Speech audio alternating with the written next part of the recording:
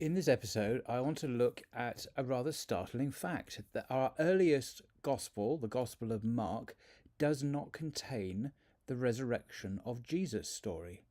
It's simply not there. Now, this is odd because if you look in most modern Bibles, you will see in chapter 16 the story of Jesus' resurrection. So, how can this be? Why am I saying this?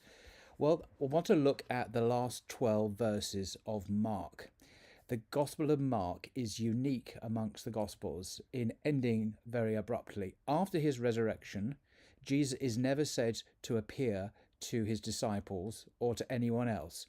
Instead, when the women who visit the tomb on the third day find it empty and told to inform the disciples that Jesus has been raised, they, it says here in verse 8, they said nothing to anyone, for they were afraid. That's Mark chapter 16, verse 8. Now, this ending comes as a real surprise to many readers who think that the women surely must have told somebody. After all, the word of the resurrection did get out, and the other three Gospels do go on to tell the story of Jesus' appearance to the disciples after the resurrection. So how could Mark, the earliest gospel, know that Jesus was raised if the women never told anyone?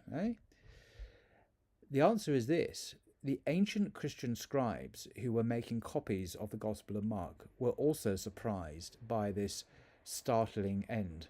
So they did what scribes sometimes do. They changed the ending by adding some verses of their own that made this gospel more in line with their own beliefs and with the endings of the other Gospels of Matthew, Luke, and John. So the 12 new verses that were added describe what, in their opinion, must have happened next. The women tell the disciples what they had seen and heard. Then the disciples travel to Galilee. They meet Jesus, who gives them their final instructions, and then he ascends into heaven, the ascension. But this new ending does not give, it does give a kind of closure to the story, but it's not the original. It cannot be found in any of the oldest and best manuscripts of Mark.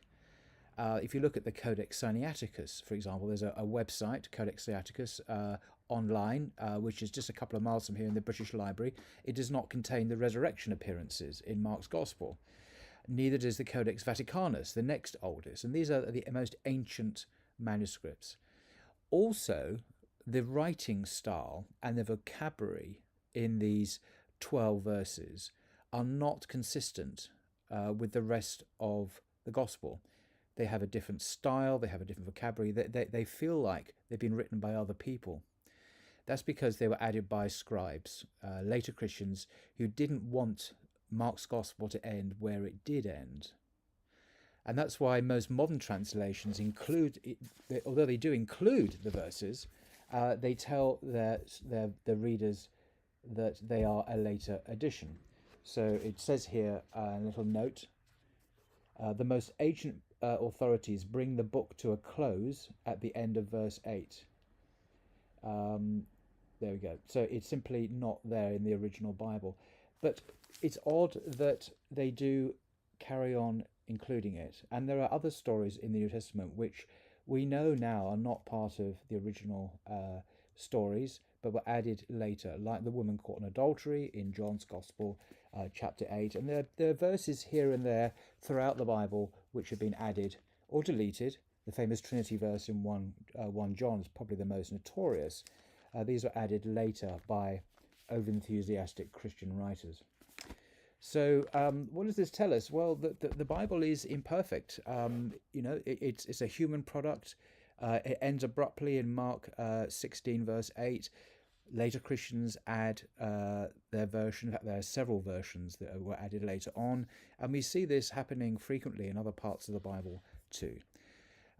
So this was a very brief video. I just wanted to talk about the last verses of Mark chapter 16, in case you didn't know. Till next time.